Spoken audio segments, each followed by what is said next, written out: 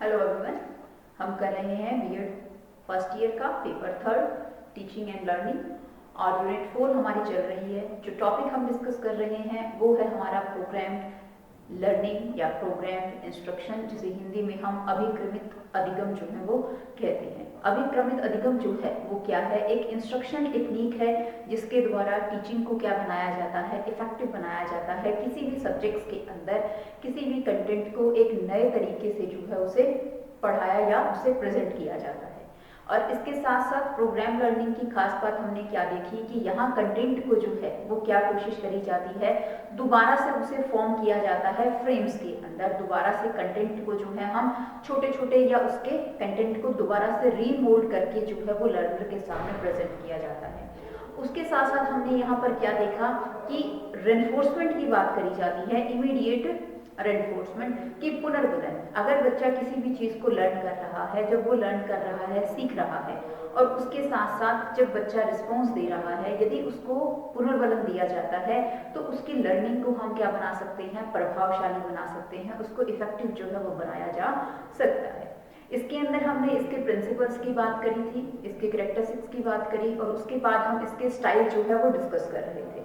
Previous lecture तक हमने इसका लीनियर प्रोग्रामिंग जो है, जो स्टाइल है, जिसे हिंदी में रेखीय अभिक्रमित अधिगम कहा जाता है, ये टॉपिक जो है वो हमने कंप्लीट किया।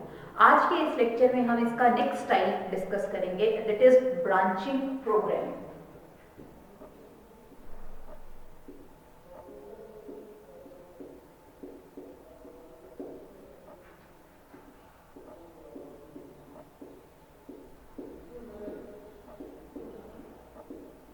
ब्रांचिंग प्रोग्रामिंग, जिसे हिंदी में शाखीय अभिक्रमित अधिगम बोला जाता है,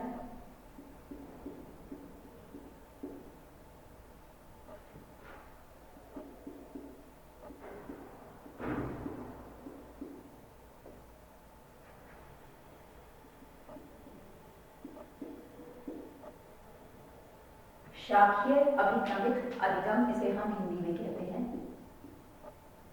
इससे पहले हमने किया था लीनियर प्रोग्रामिंग, रेखीय अभिक्रमित अधिगम। जो हमारा ब्रांचिंग प्रोग्रामिंग अधिगम है, ये जो है वो डेवलप किया गया था नॉर्मन ए क्राउडर के द्वारा इन 1954।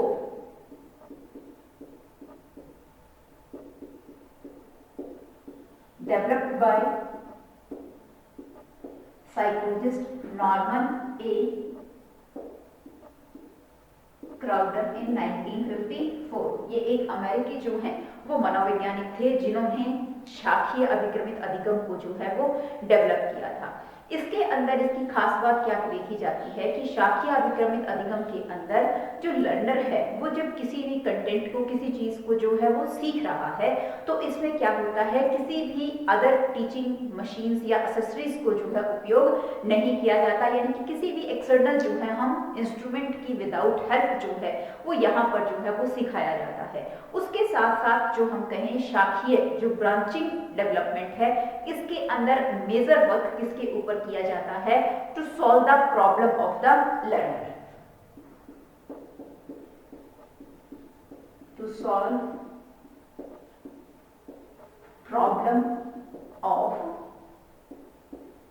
लर्नर। समस्या समाधान के ऊपर जो है ये ज्यादा से ज्यादा क्या देता है? स्ट्रेस देता है। इसके साथ साथ हमने क्या देखा था कि जो लीनियर ब्रांचिंग की हमने बात करी थी, रेखीय अनुबंधन की, रेखीय प्रोग्राम अधिगम की, जिसको बीएफ स्किनर ने दिया था, उसमें हमने क्या देखा था कि बच्चे के सामने जो कंटेंट या विषय वस्तु रखनी है उसे छोटे छोटे पदों में विभक्त करके जो है वो रखा जाता था, और हर पद को हम क्या कह रहे थे? फ्रेम कह रहे थे। लेकिन यहां आप क्या देखोगे कि जो प्रोग्रामिंग फ्रेम करी जाएगी, प्रोग्राम के जो फ्रेम होंगे वो क्या होंगे? That is developed in the larger size, developed in bigger size, यानी कि एक तथ्य के रूप में, एक होल कंसेप्ट के रूप में जो है वो विषय वस्तु बच्चे के सामने जो है वो प्रेजेंट करी जाएगी। एज अ होल कंसेप्ट, ना कि उसे छोटे छोटे भागों के अंदर विभक्त करके जो है उसके सामने रखा जाएगा। यहाँ कंसेप्ट जो है वो बच्चे के सामने किस तरह से रखा जाएगा, छोटे छोटे अंशों की अपेक्षा एक बड़े अंश या बड़ा पूरा एक कंसेप्ट के बिहाफ पर संपूर्ण की तरह, होल कंसेप्ट की तरह बच्चों के सामने जो है वो प्रेजेंट किया जाएगा। इसमें कंटेंट को छोटे छोटे भागों के अंदर विभक्त जो है वो नहीं किया जाएगा। उसके साथ साथ इसमें हम क्या देखेंगे, इसके अंदर multiple choice questions, use of the multiple choice questions, बहुविकल्पीय प्रश्नों का जो है इसके अंदर उपयोग किया जाता है। Multiple choice questions, multiple choice questions के अंदर क्या होगा कि एक प्रश्न के बच्चे के पास क्या होंगे, 3 या 4 जो है वो विकल्प होंगे, 3 या 4 हैं, उसके पास आंसर होंगे और उसके अंदर से स्टूडेंट्स को जो है वो अपॉर्चुनिटी मिलेगी to choose the right answer. बच्चा जो है वो मल्टीपल चॉइस क्वेश्चंस करेगा, कब करेगा, जब वो उसके सामने पूरा का पूरा एक कंसेप्ट रखा जाएगा, उस कंसेप्ट को अच्छे तरीके से पढ़कर जनरलाइज करके वो उसके क्वेश्चनों का, प्रश्नों का जो है वो उत्तर देगा। जब वो प्रश्नों का उत्तर देगा, ठीक है, तो उसके पास क्या होगी, एक अपॉर्चुनिटी है किस चीज की, राइट आंसर्स को जो है वो चूज करने की। और बच्चा अगर क्या देता है, किसी भी पॉइंट के ऊपर रॉन्ग आंसर्स दे रहा है, तो रॉन्ग आंसर्स के बिहाफ पर रिमीडियल वर्क इज प्रेजेंट, उसके सामने क्या रखा जाएगा, उपचारात्मक वर्क जो है वो रखा जाएगा। Remedial work is developed at wrong answers. जो रॉन्ग आंसर्स होगा, कोई भी रीजन किसी भी पॉइंट के ऊपर, तो वहां पर बच्चे के लिए जो है वो किस चीज की सुविधा होगी, वहां पर जो है उसे रिमीडियल वर्क जो है वो दिया जाएगा। लीनियर प्रोग्रामिंग में हमने क्या देखा था, बच्चा पहला क्वेश्चन पढ़ता है, पहले क्वेश्चन के बाद वो दूसरे पे जाता है, दूसरे से वो तीसरे पे जाता है। यदि बच्चे को पहला प्रश्न आ रहा है तो वो दूसरे पे गया, दूसरा प्रश्न आ रहा है तो तीसरे पे गया। यदि उसे दूसरा प्रश्न नहीं आता है तो बच्चे को वहां कोई रिमीडियल वर्क नहीं दिया जाता, उसे फिर दोबारा से फर्स्ट स्टेप से दोबारा से अपने आप ही जो है कंटेंट को रीड आउट जो है वो करना पड़ता है। लेकिन लीनियर प्रोग्रामिंग में किसी भी तरह का रिमीडियल वर्क नहीं था। लेकिन जब हम ब्रांचिंग प्रोग्रामिंग की बात कर रहे हैं, तो ब्रांचिंग प्रोग्रामिंग के अंदर आप क्या देखेंगे, बच्चे को रिमीडियल वर्क जो है वो दिया जाता है यदि वो किसी भी पॉइंट के ऊपर किसी भी प्रश्न का जो है वो क्या देता है, रॉन्ग आंसर्स जो है वो देता है। हम इसको एक फ्रेमिंग के बिहाफ पर समझते हैं कि किस तरह से इसके अंदर रिमीडियल वर्क या जो है दिया जाएगा।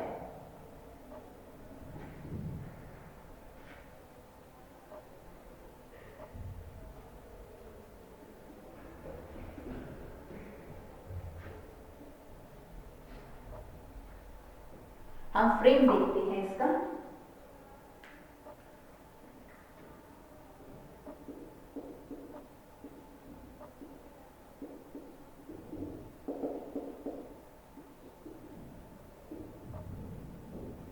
सबसे पहले बच्चे का एंट्री बिहेवियर आता है। एंट्री बिहेवियर के बाद क्या करे जाएंगे, फ्रेम जो है वो सेट करे जाएंगे। फ्रेम 1,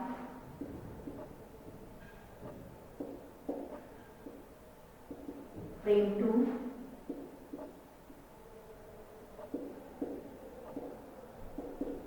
फ्रेम 3,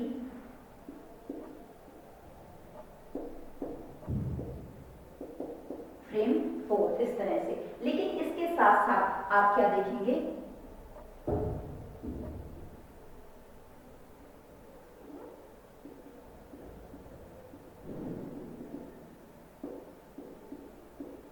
रिमीडियल वर्क हर स्टेप के ऊपर जो है उसे क्या दिया होगा, उपचारात्मक कार्य जो है वो दिया होगा।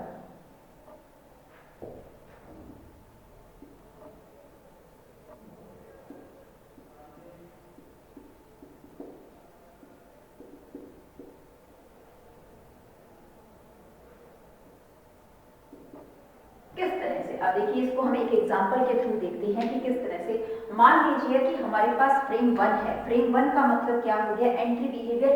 बच्चे को यहाँ पर पूरा का पूरा कंटेंट जो है वो एज अ होल कंसेप्ट बच्चे के सामने प्रस्तुत कर दिया गया। बच्चों को जो है वो हर चीज के बारे में पढ़ा दिया गया, पूरा का पूरा कंसेप्ट जो है उसे पढ़ा दिया गया। जब उसको पूरा का पूरा कंसेप्ट पढ़ा दिया गया तो उसके सामने कुछ जो है किनको रखा गया, कुछ प्रश्नों को जो है वो रखा गया, जिसे किसमें विभक्त किया गया, फ्रेम्स में जो है वो डिवाइड किया गया।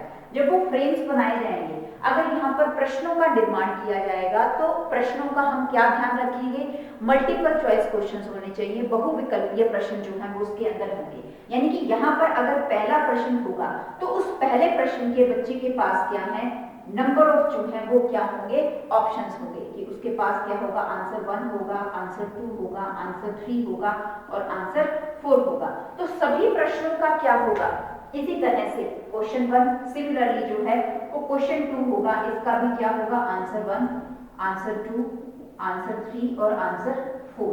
सिमिलरली जो है वो क्या होगा, क्वेश्चन 3 होगा, जिसका आंसर 1 होगा, 2 होगा, 3 होगा और 4 होगा। सिमिलरली जो है वो नेक्स्ट क्वेश्चन होगा। यानी कि जब बच्चे ने एंट्री व्यवहार के ऊपर, प्रारंभिक व्यवहार पर पूरे के पूरे कंसेप्ट की जानकारी ले ली, उसके बाद उस चीज के बिहाफ पर उसे प्रश्नों का निर्माण जो है उसके सामने किया जाएगा। जब प्रश्नों का निर्माण होगा तो वो प्रश्न कैसे होंगे, हमारे पास मल्टीपल चॉइस क्वेश्चन उसके सामने रखे जाएंगे। मान लीजिए कि पहले पद के ऊपर बच्चे को जो है वो पहला प्रश्न दिया गया, पहले प्रश्न के उसके पास कितने उत्तर दिए गए हैं, 4 उत्तर जो है उसके सामने रखे गए हैं। जब उसके सामने 4 उत्तर रखे गए हैं तो ऐसा तो नहीं है कि सभी के चारों ही चारों जो है वो क्या होंगे, सही होंगे, उसमें से केवल एक उत्तर जो है वो सही होगा।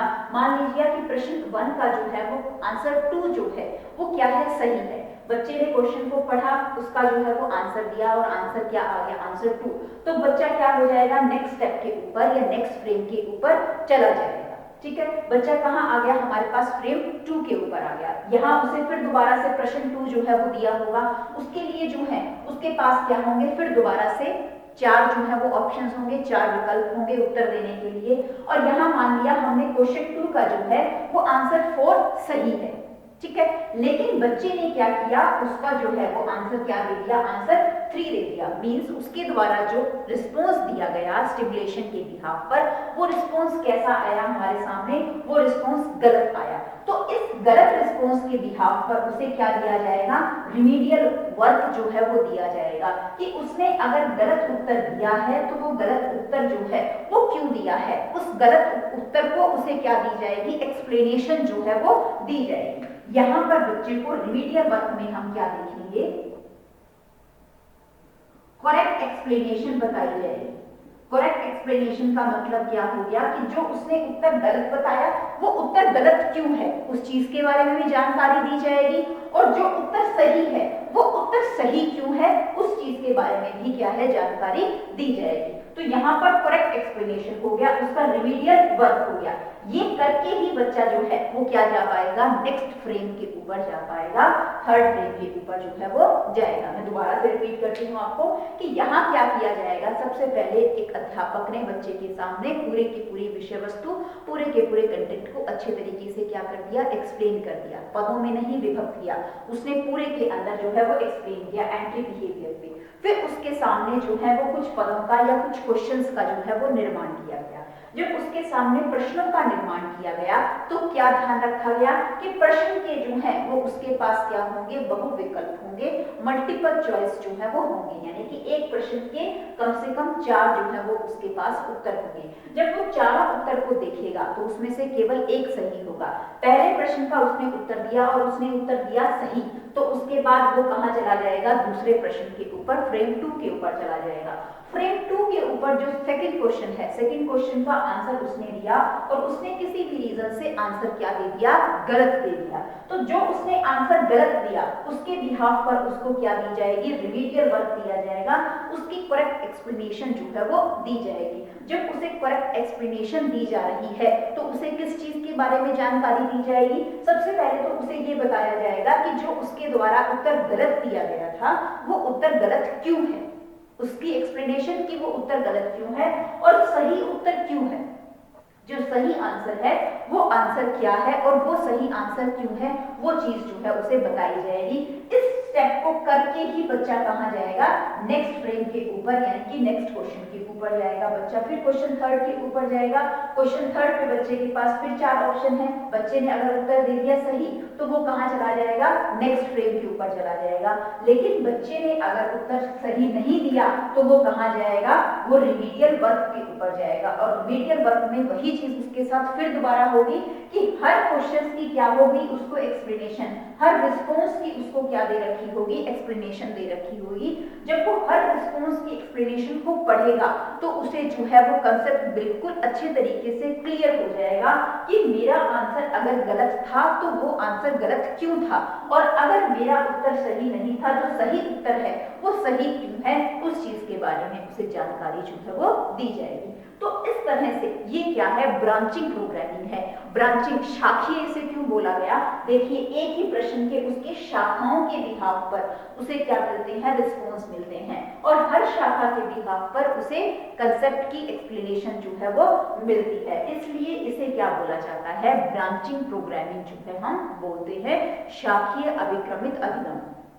जो शाखीय अभिक्रमित अधिगम है किसके द्वारा डेवलप किया गया है, ये Norman of Crowder American psychologist रहे हैं, उसके द्वारा इन 1954 के अंदर। यहाँ क्या किया जाता है, प्रोग्राम को एक बिगर एज अ होल कंसेप्ट बच्चे के सामने रखा जाता है, टीचर ने समझा दिया। उसके बाद इसमें क्या चीज ध्यान रखी जाती है, मल्टीपल चॉइस क्वेश्चंस बच्चे के सामने फ्रेम्स जब बनाए जा रहे हैं, उस फ्रेम के अंदर मल्टीपल चॉइस क्वेश्चंस उसके सामने रखे जाते हैं। और उसके साथ साथ क्या ध्यान रखा जाता है कि अगर बच्चा आंसर गलत दे रहा है तो remedial work is developed at the wrong answers. उपचारात्मक या निदानात्मक कार्य किया जाता है कहां पर, जब बच्चे का प्रश्न का उत्तर जो है वो क्या हो जाता है, गलत हो जाता है। इस तरह से इसके अंदर क्या करी जाती है, फ्रेमिंग जो है वो करी जाती है। अब हम इसके टाइप्स देखते हैं कि टाइप्स ऑफ ब्रांचिंग प्रोग्रामिंग कौन कौन सी हैं।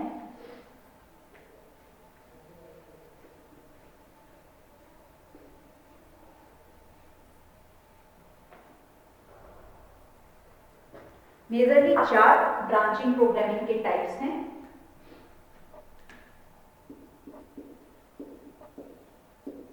जो हम कहें, जब हमने फ्रेमिंग की बात करी थी, लीनियर में भी हमारे पास क्या थे, 4 थे।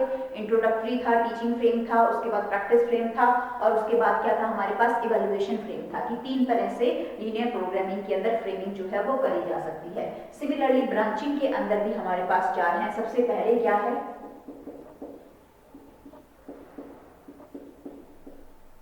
Multiple choice questions.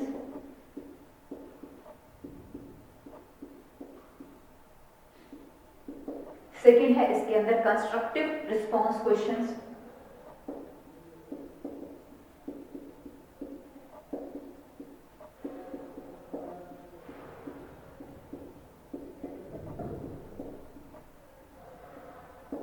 नेक्स्ट है कंस्ट्रक्टिव चॉइस क्वेश्चंस।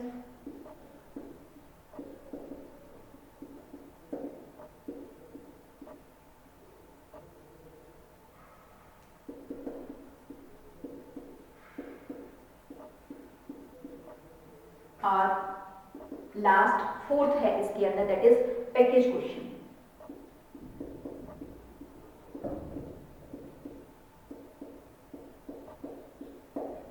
पहला क्या है हमारे पास, मल्टीपल चॉइस क्वेश्चन, जिसे आप हिंदी में बहुविकल्पीय प्रश्नोत्तर बोलते हैं हम।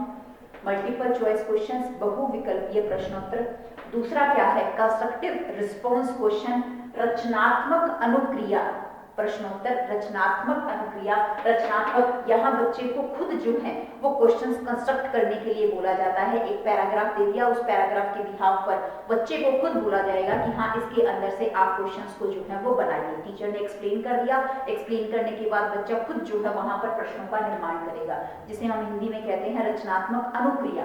नेक्स्ट आता है कंस्ट्रक्टिव चॉइस क्वेश्चन। रचनात्मक निर्वाचन प्रश्नोत्तर, रचनात्मक निर्वाचन प्रश्नोत्तर यानी कि चॉइस बेस्ड क्वेश्चंस का निर्माण जो है वो बच्चा यहाँ पर करेगा। और लास्ट क्या आता है, पैकेज क्वेश्चंस, जिसे हिंदी में कहा जाता है पुंज प्रश्नों पर आधारित या पुंज प्रश्नोत्तर। हिंदी में क्या कहेंगे इसे हम, पुंज प्रश्नोत्तर। पहला क्या हो गया, बहुविकल्पीय प्रश्नोत्तर, दूसरा क्या हो गया हमारे पास रचनात्मक अनुक्रिया प्रश्नोत्तर, तीसरा क्या हो गया हमारे पास रचनात्मक निर्वाचन प्रश्नोत्तर, और पैकेज क्वेश्चंस पुंज प्रश्नोत्तर। पुंज प्रश्नोत्तर जो है वो कई बार इवैल्यूएशन के लिए या टेस्टिंग के लिए किया जाता है। जैसे आप देखते भी हो जब हमारे एग्जाम्स पेपर हो रहे हैं उसमें हमारे पास क्या होता है, अनसीन पैराग्राफ होता है। उस अनसीन पैराग्राफ को दिया होता है और उस अनसीन पैराग्राफ के नीचे क्या दिए होते हैं, क्वेश्चंस दिए होते हैं। कई बार क्वेश्चंस जो हैं वो किस तरह से बनाए होते हैं, उसके मल्टीपल चॉइस जो है वो क्या होते हैं, ऑप्शंस उसके अंदर दिए होते हैं। तो इस तरह से जो है वो ब्रांचिंग प्रोग्रामिंग जो है वो करी जाती है। अब इसके कुछ प्रिंसिपल्स हैं हमारे सामने ब्रांचिंग प्रोग्रामिंग के।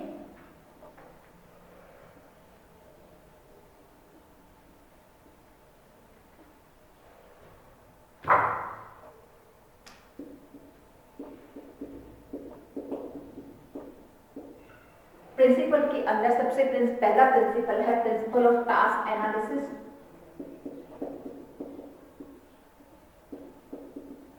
टास्क एनालिसिस के बाद दूसरा प्रिंसिपल आता है इसके अंदर प्रिंसिपल ऑफ एक्सप्लोजर और प्रिंसिपल ऑफ प्रेजेंटेशन।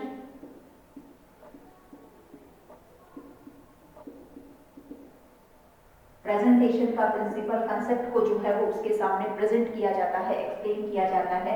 नेक्स्ट आता है प्रिंसिपल ऑफ डायग्नोसिस, निदान करने का जो है वो प्रिंसिपल है। और नेक्स्ट आता है प्रिंसिपल ऑफ रिमीडिएशन।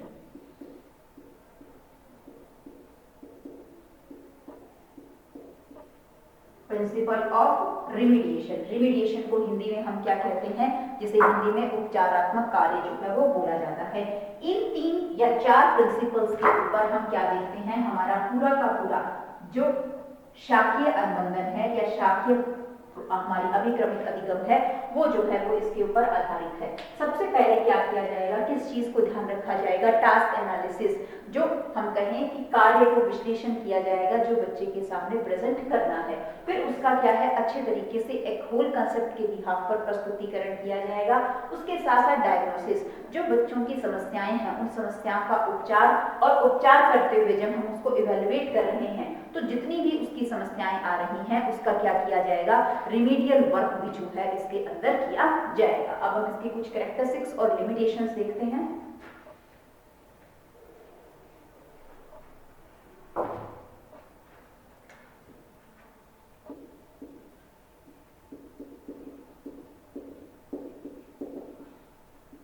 कैरेक्टरिस्टिक्स हमारे पास क्या है, सबसे पहले तो सबसे खास बात ब्रांचिंग प्रोग्रामिंग की हमारे सामने क्या है, frame are construct in large size.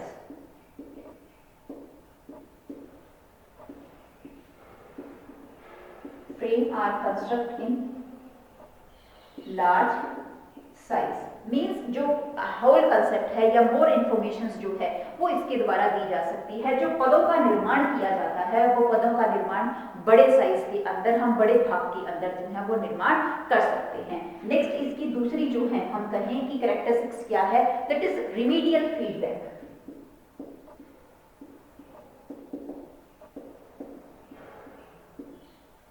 बच्चे ने किसी भी पॉइंट के ऊपर अगर उत्तर गलत दे दिया, जो हमने इसकी फ्रेमिंग के अंदर देखा था, तो हमने क्या देखा था, उसे रिमीडियल फीडबैक जो है वो दी जाती है। प्रतिपुष्टि किस तरह से दी जाती है, उसकी हर चीज को एक्सप्लेन करा जाता है कि उसने अगर उत्तर गलत दिया है तो वो उत्तर गलत क्यों दिया है, और उस प्रश्न का जो उत्तर सही है वो उत्तर सही है तो उस चीज का क्या रीजन है। तो रिमीडियल वर्क जो है वो बच्चे को दिया जाता है। उपचारात्मक प्रतिपुष्टि जो है वो बच्चे की इसके अंदर करी जाती है। ये इसकी क्या है, खास बात है। उसके साथ multiple choice questions, multiple choice questions जो बहुविकल्पीय प्रश्नोत्तर है उससे बच्चे की जो थिंकिंग है वो क्या होती है, और भी अच्छे तरीके से डेवलप होती है। उसको एक क्वेश्चंस के उसके पास नंबर ऑफ ऑप्शंस जो है वो उसके पास रहते हैं। तो मल्टीपल चॉइस क्वेश्चंस जो है बहुविकल्पीय क्वेश्चंस इसमें दिए जाते हैं। उसके साथ साथ होता है अपॉर्चुनिटी टू करेक्ट आंसर, बच्चे के पास एक अवसर होता है किस चीज का, किसी भी चीज का सही उत्तर देने का।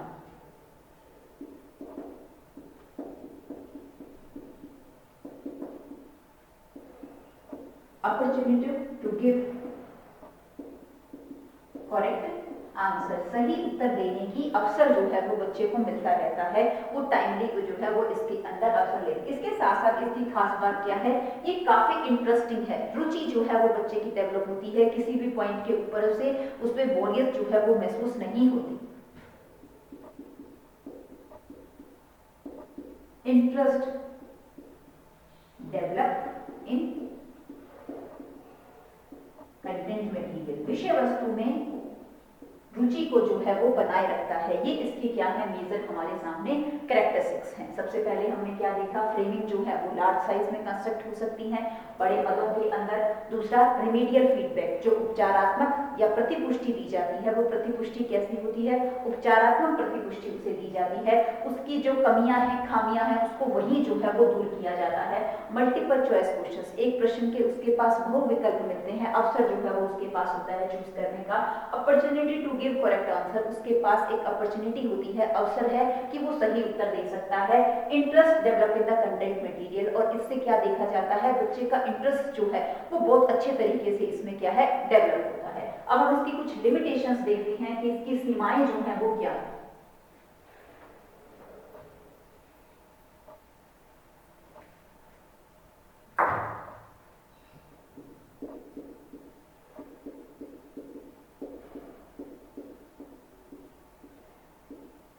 लिमिटेशंस में सबसे पहला पॉइंट है, it is useful for the higher classes, जो बड़ी क्लासेस है सिर्फ उसी के लिए मेजरली यूजफुल है, यूजफुल फॉर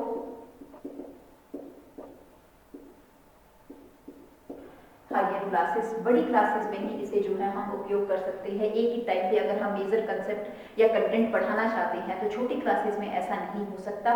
उसके साथ साथ कॉस्टली अफेयर, ये जो है ये थोड़ा सा क्या है, कॉस्टली है, इसमें लागत जो है वो ज्यादा लगती है, कॉस्टली भी है, टाइम कंज्यूमिंग भी जो है इसके अंदर हम मान सकते हैं। इसके साथ साथ प्रमोट द गेसिंग,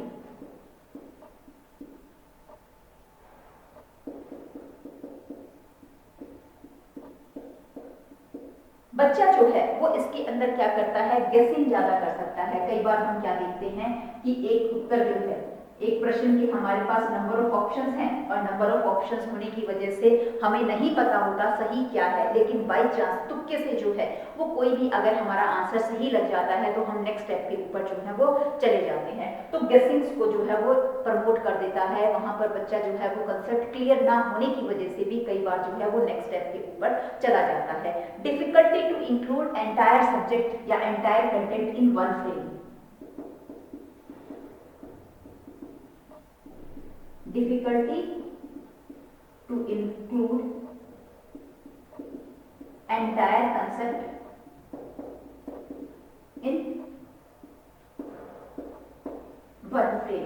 एक ही पद के अंदर, यहाँ क्या कहते हैं, लार्ज साइज का पद बनाया जाता है, तो एक ही पद के अंदर जब हम पूरे के पूरे कंसेप्ट को इंक्लूड कर रहे हैं तो वह डिफिकल्टी आ जाती है कि पूरा का पूरा कंसेप्ट कई बार क्या हो जाता है, इतना बड़ा हो जाता है कि उसे हम एक ही फ्रेम के बिहाफ पर एक्सप्लेनेशन जो है वो नहीं दे सकते। तो ये हमारे पास क्या है, इसकी कुछ लिमिटेशंस हैं। सबसे पहले तो ये हायर क्लासेस के लिए क्या है, यूजफुल है, लोअर क्लासेस में हम इसके द्वारा नहीं पढ़ा सकते, कॉस्टली है, टाइम कंज्यूमिंग है, गेसिंग को जो है वो प्रमोट करता है, आंसर जो है कई बार बाई चांस ही जो है वो बच्चे के सही हो जाते हैं, कंसेप्ट क्लियर नहीं हो पाता जिसकी वजह से, और इसके साथ साथ हम पूरे के पूरे कंसेप्ट को जो है वो एक फ्रेम के अंदर नहीं एक्सप्लेन कर सकते। ये इसकी क्या है, कुछ लिमिटेशंस हैं। हमने ये देखा कि ब्रांचिंग प्रोग्रामिंग होता क्या है, फ्रेमिंग किस तरह से इसमें डेवलप करी जाती है, इसकी मेजर प्रिंसिपल्स क्या हैं, कैरेक्टरिस्टिक्स क्या हैं और लिमिटेशंस क्या है। जो नेक्स्ट टॉपिक है वो हम नेक्स्ट लेक्चर के अंदर डिस्कस करेंगे।